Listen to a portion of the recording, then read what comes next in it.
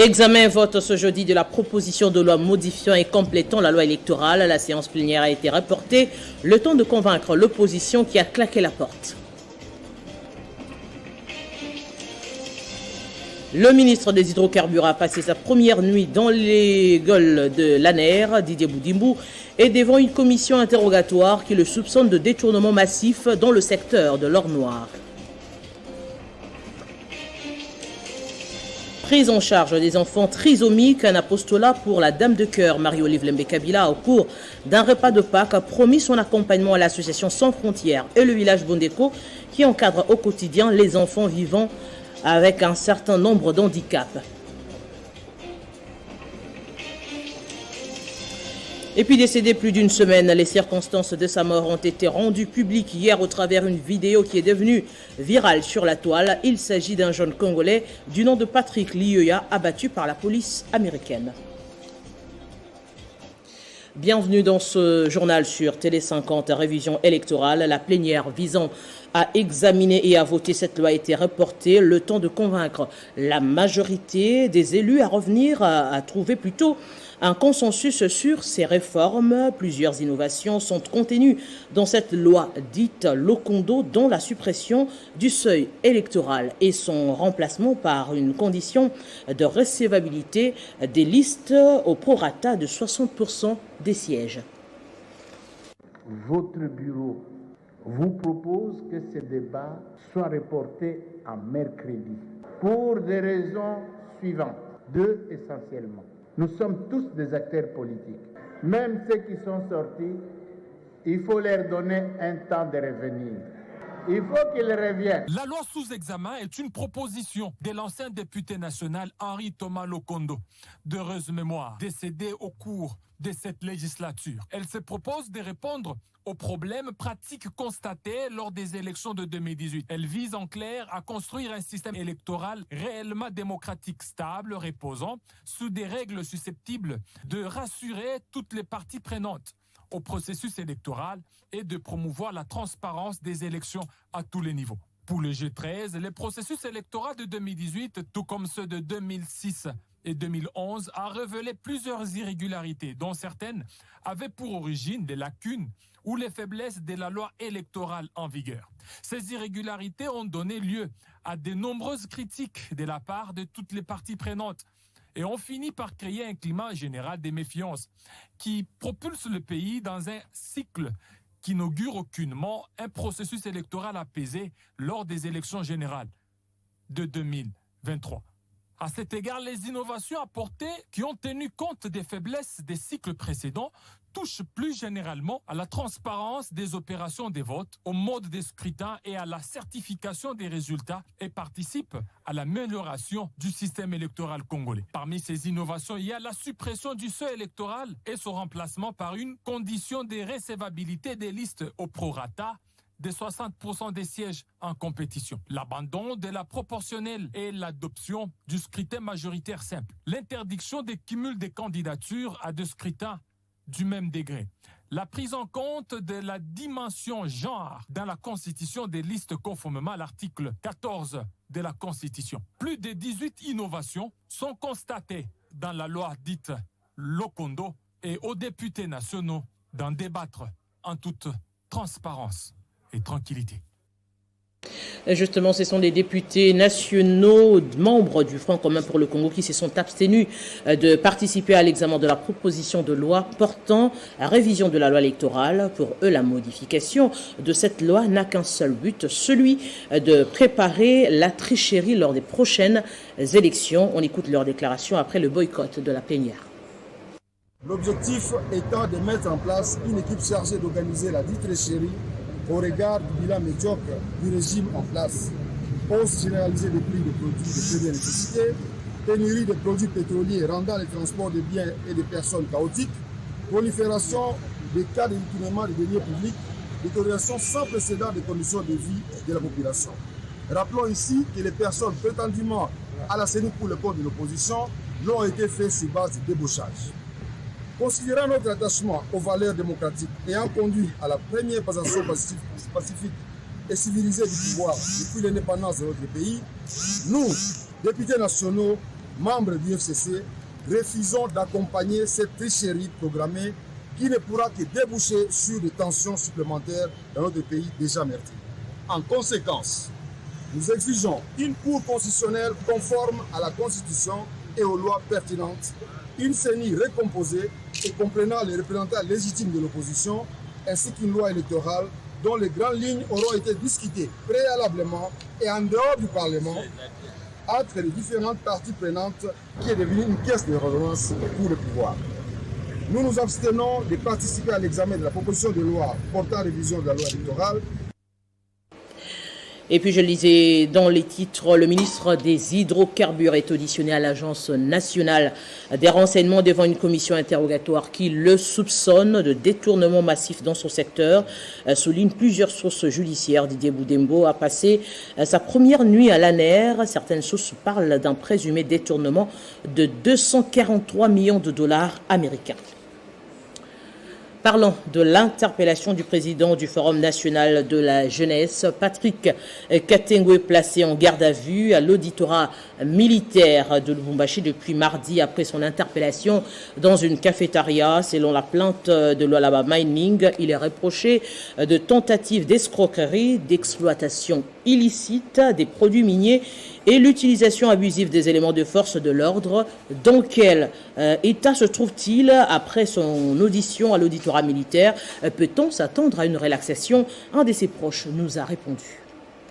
Concernant l'état de santé de l'honorable Patrick Katengo, vous savez tous depuis un certain temps qu'il est souffrant et qu'il est sous traitement. Nous avons eu à relever cela auprès des autorités judiciaires pour qu'ils tiennent compte de cet aspect des choses, parce que il y a instruction lorsque la personne est en vie. Si la personne cesse de vivre, cette instruction va s'éteindre. C'est un principe de droit. Et donc, il est dans l'intérêt de tous, de la justice, comme de nous-mêmes, ses avocats, de sa famille, que sa santé soit préservée. D'autant plus qu'il s'agit des maladies qui sont provoquées généralement par un état de stress de la personne. L'arrestation s'est passée dans des conditions très brutales. Nous avons dénoncé ça au niveau des autorités judiciaires, à l'auditorat supérieur. On l'a menotté, on l'a brutalisé. Bon, on sait qu'aussi qu'on lui a arraché déjà ses téléphones dès l'arrestation que nous n'avons pas encore récupéré. Nous pensons bien sûr à une relaxation parce que, ayant épuisé les moyens de droit, c'est-à-dire nous avons démontré que si quelqu'un doit répondre dans cette histoire, c'est bien le responsable de la coopérative et non le médiateur, puisque ayant été sollicité par une procuration qui existe pour effectuer cette médiation entre la dite coopérative et le Lualaba Mining, qui est une filiale de Robamine. Et nous pensons que, au vu des preuves présentées, puisque le droit c'est les preuves, l'auditorat supérieur pourra le relaxer et qu'il retrouve sa paix. Et pendant ce temps, Marie-Olive Lembe Kabila a communié avec les enfants souffrant d'une pathologie peut sensibiliser la trisomie 21. Cette catégorie d'enfants qui peinent en RDC à avoir des soins appropriés a vu au cours de cette journée une lueur d'espoir. L'épouse de Joseph Kabila est devenue marraine de l'association Sans Frontières qui encadre ses enfants et a pris l'engagement pour la construction d'une nouvelle école Village Bondeko. Question de donner la possibilité aux enfants vivant avec handicap de s'intégrer dans la société. C'est une randonnée initiée par l'ASBEL, Initiative plus OLK, pour les enfants souffrant de la trisomie 21, une pathologie qui touche la génétique.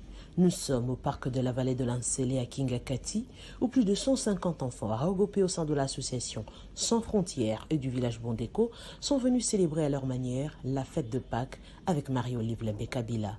La célébration commence par un safari dans ce grand parc de 20 000 km où l'on pouvait voir différentes espèces d'animaux sauvages à l'air libre, rhinocéros, zèbres, crocodiles, gnous, pour terminer par les lions, une pure merveille de la nature. Associé à cette journée, 100 rues qui a pris le temps de sensibiliser sur la prévention contre la malaria et la Covid-19 avant de procéder au dépistage gratuit accompagné d'une prise en charge médicale suivie de la distribution des moustiquaires imprégnés d'insecticides. Le moment tant attendu, le partage du repas avec l'épouse de Joseph Kabila.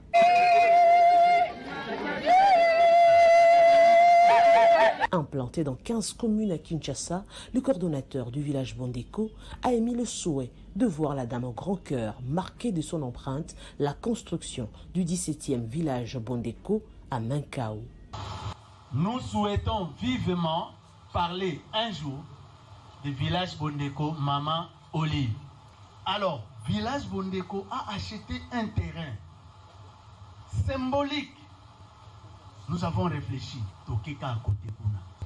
Au fait, c'est à 6 km de l'entrée principale de Mankao, un terrain où nous voudrions construire pour la première fois à Kinshasa un internat pour les enfants vivant avec handicap.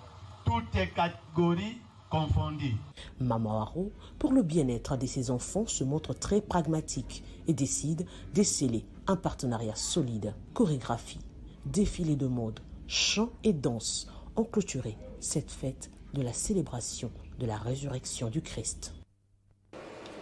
Et puis clôture de la visite de travail du général médecin français Alain Puydupin au corps de santé militaire ce jeudi au camp militaire lieutenant-colonel Kokolo, une visite qui s'inscrit dans le cadre de renforcement de liens de coopération militaire entre la France et la République démocratique du Congo.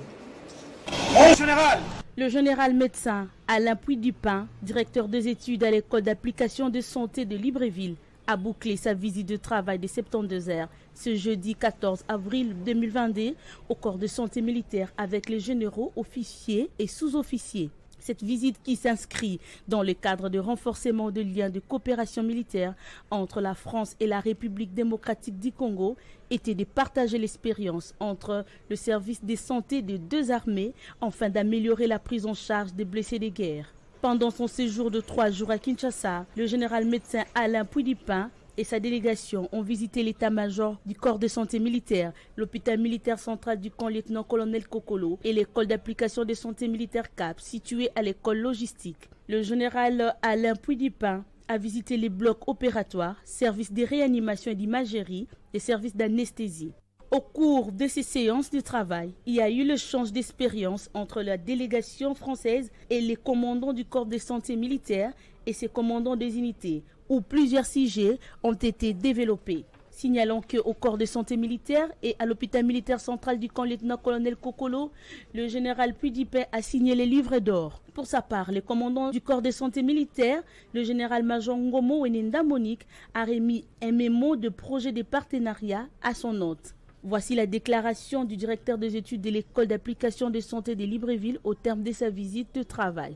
On a travaillé sur effectivement le partage d'une doctrine qui a été expérimentée dans les conflits précédents. Après, c'est toute une chaîne de prise en charge, c'est tout un travail. Et en tout cas, on a partagé ces concepts et comment de la coopération on peut aider à leur mise en place au profit des soldats qui sont engagés dans les forces armées de la République démocratique du Congo. Et puis aux États-Unis, l'Américain congolais de la RDC, Patrick Lioya, a été lâchement tué par un policier américain après une altercation faisant suite à un contrôle routier. Et bien des faits qui remontent au 4 avril dernier, mais dont la vidéo montrant l'homme abattu a été publiée mercredi. Un incident qui a provoqué l'indignation du peuple congolais et aussi de toute la communauté noire qui condamne ce racisme. Les faits sont horribles et suscitent l'émoi. Sur ces images, Patrick Lioya, un Congolais de 26 ans, interrogé par ce policier américain dans les rues de Michigan, aux États-Unis. The plate doesn't belong on this car. Do you have a license or no? Do you have a driver's license? Where is it at? Un contrôle routier qui dégénère. Une bagarre qui va malheureusement tourner au vinaigre. L'homme est lâchement abattu d'une balle dans la tête par ce policier blanc et le coup de feu retentit. Les faits remontent au 4 avril dernier, Mais la publication mercredi de la vidéo montrant les circonstances de sa mort a provoqué une vive émotion aux États-Unis. Plusieurs dizaines de manifestants se sont rassemblés mercredi soir à Grand Rapids et les commerçants ont baissé leurs volets dans la crainte des violences comme celle de 2020 après la mort de George Floyd. Selon des images de la chaîne ABC, des dizaines de personnes se sont rassemblées dans le centre-ville de Grand Rapids, une agglomération de 200 000 habitants. Les manifestants portaient des pancartes déclarant que les vies des Noirs comptent et scandaient « Pas de justice, pas de paix ». Le policier tueur de Patrick a été placé en congé payé en attente des résultats de l'enquête menée par la police de l'État du Michigan. À Kinshasa, l'ambassadeur américain a été voir le vice-premier ministre, ministre des Affaires étrangères, pour présenter les condoléances du peuple américain à la population congolaise. Selon le diplomate américain qui a tweeté, cet incident terrible fait l'objet d'une enquête afin que la responsabilité et la justice puissent suivre, a-t-il écrit sur son compte Twitter. Et un tour en province, le chef de l'exécutif provincial intérimaire du Lualaba a reçu la délégation des députés nationaux venus dans sa province pour contrôler les contrats d'assurance des entreprises minières œuvrant dans le Haut-Katanga et aussi dans le Lualaba pour qu'elles s'acquittent de ses obligations, faute de quoi des sanctions vont tomber. La chef de l'exécutif provincial du Lualaba a échangé ce mercredi 13 avril 2022 dans la salle des conseils du gouvernorat avec une délégation des députés nationaux à mission parlementaire. Ces élus nationaux, conduits par Bernard Kayumba, élu de Kinshasa, ont été dépêchés par le président de la Chambre basse du Parlement pour une mission de contrôle des contrats d'assurance dans les entreprises minières de la province du Lualaba. Après l'étape du Haut-Katanga, nous voici être reçus par Madame le gouverneur du Lualaba, bien entendu pour les civilités, parce que la délégation parlementaire ne pouvait pas commencer le travail sans avoir le quitus de Madame le gouverneur, raison pour laquelle nous sommes très émus de l'accueil nous réservé et nous pensons commencer déjà le travail demain dans le Lualaba. D'après les chefs des files de la délégation parlementaire, ces contrôles s'inscrivent également dans le cadre des sensibilisations des entreprises minières à une souscription d'assurance au pays et non à l'extérieur afin d'éviter toute fuite des capitaux. Il s'est réjoui de l'accueil de l'autorité provinciale. Certaines entreprises se sont arrogées le droit, bien entendu, de souscrire à l'extérieur du pays, ce qui est catégoriquement interdit par la loi, le code des assurances, raison pour laquelle nous sommes là bien entendu non seulement pour contrôler mais aussi sensibiliser ces entreprises afin qu'elles puissent souscrire dans notre pays et qu'elles s'évitent des sanctions éventuelles. Depuis Kinshasa, sur base des recoupements recueillis, nous avons constaté qu'il y a fuite des capitaux dans ce secteur d'assurance. Il est donc question que la Chambre basse du Parlement fasse un contrôle en ce qui concerne le paiement de police d'assurance de notre pays. Fifi Masuka Saini a encouragé ses collègues législateurs à travailler minutieusement afin de permettre au gouvernement d'y réussir sa politique. D'une province à une autre, 6 détenus de la prison centrale d'Issiro dans la province du Haut-Touélé ont été libérés mercredi par grâce présidentielle.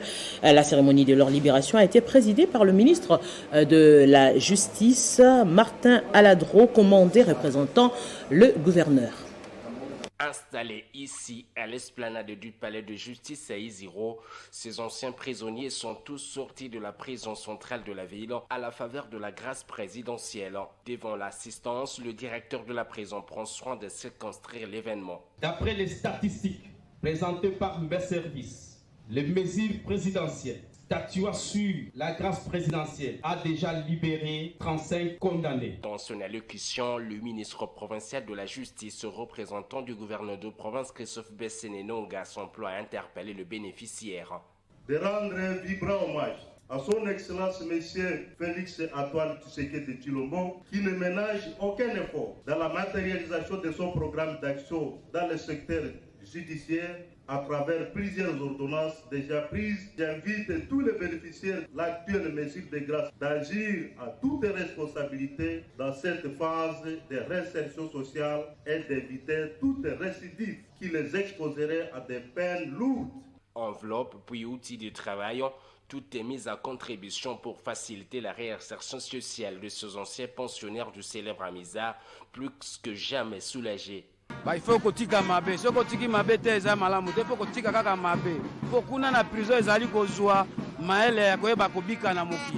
Cet accompagnement permettra d'appuyer la mesure du chef de l'État Félix-Antoine Tshisekedi, qui tient non seulement à désengorger les maisons carcérales, mais aussi de les humaniser, conformément à sa vision politique sur l'état de droit.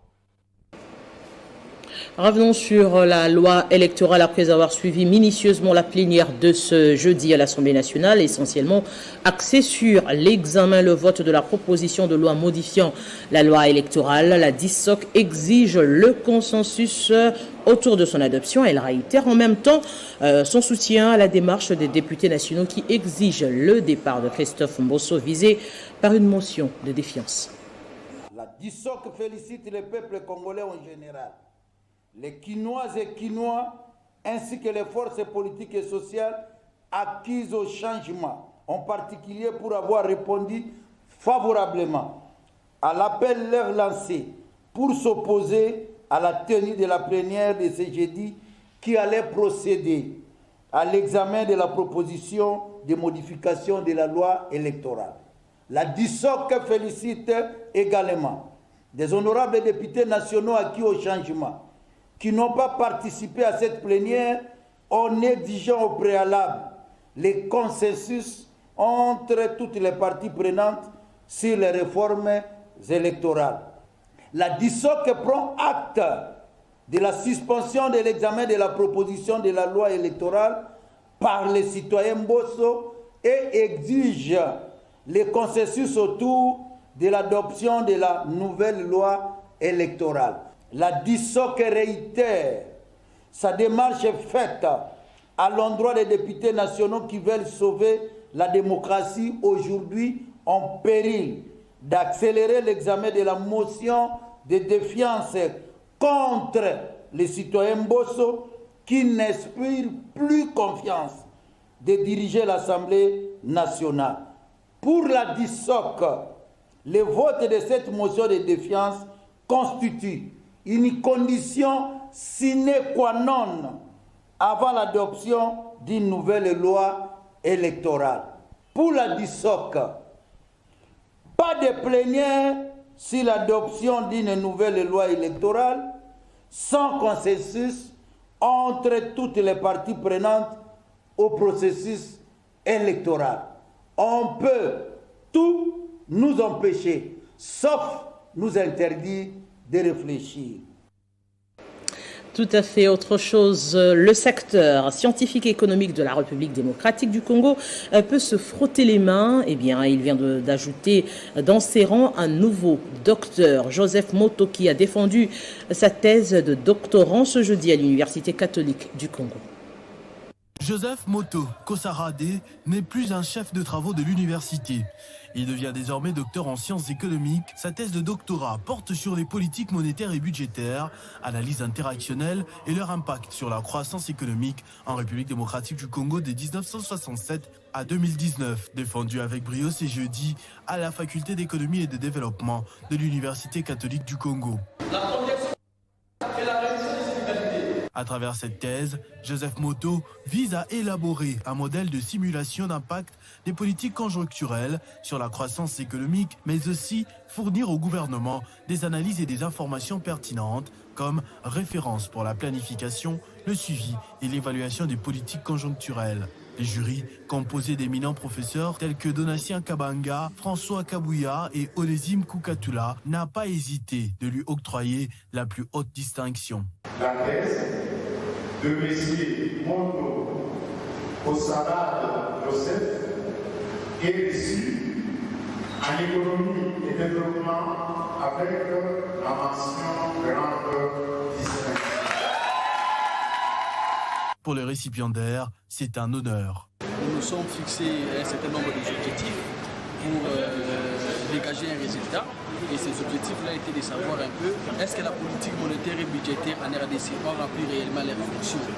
Est-ce que s'ils ont rempli leurs fonctions, comment était leur implication implication ou bien leur contribution à la croissance en utilisant les modèles ESPAR qui nous a permis d'analyser les données collectées auprès des institutions publiques réputées capables d'offrir des données à notre pays. Plusieurs scientifiques se sont accordés que cette étude de politique monétaire et budgétaire arrive au bon moment avec la situation de l'économie congolaise qui bégaye actuellement. C'est sur cette note scientifique que nous bouclons ce journal. Venons-en rappel des principaux titres. Examen et vote ce jeudi de la proposition de loi modifiant et complétant la loi électorale. La séance plénière a été reportée, le temps de convaincre l'opposition qui a claqué la porte. Le ministre des Hydrocarbures a passé sa première nuit dans les gueules de l'ANER. Didier Boudimbo est devant une commission interrogatoire qui le soupçonne de détournement massif dans le secteur de l'or noir. Prise en charge des enfants trisomiques, un apostolat pour la Dame de Cœur. Marie-Olive Lembe-Kabila a, au cours d'un repas de Pâques, promis son accompagnement à l'association Sans Frontières et le village Bondeko qui encadre au quotidien les enfants vivant avec un certain nombre d'handicaps. Décédé depuis plus d'une semaine, les circonstances de sa mort ont été rendues publiques hier au travers d'une vidéo qui est devenue virale sur la toile. Il s'agit d'un jeune Congolais du nom de Patrick Lioya, abattu par la police américaine. C'est par ici que nous bouclons complètement cette édition du journal. Restez branchés sur Télé 50 et sur la 96.2 50 la radio.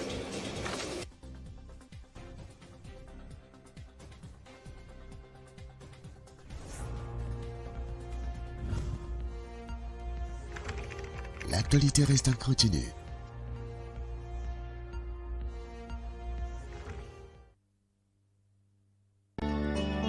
Les familles Mbongo, Balanda, Moudjir, Wane, Makoko, Mokuba et Mangondo ont la profonde douleur d'annoncer la mort du professeur Antoine Bongo Kimpanza de l'université de Kinshasa le mardi 5 avril 2022. Le deuil est organisé au plateau des professeurs Unikin, Maison F 409. L'inhumation interviendra le samedi 16 avril 2022 à 13h à Kimberley Memorial Park. Oui à la paix.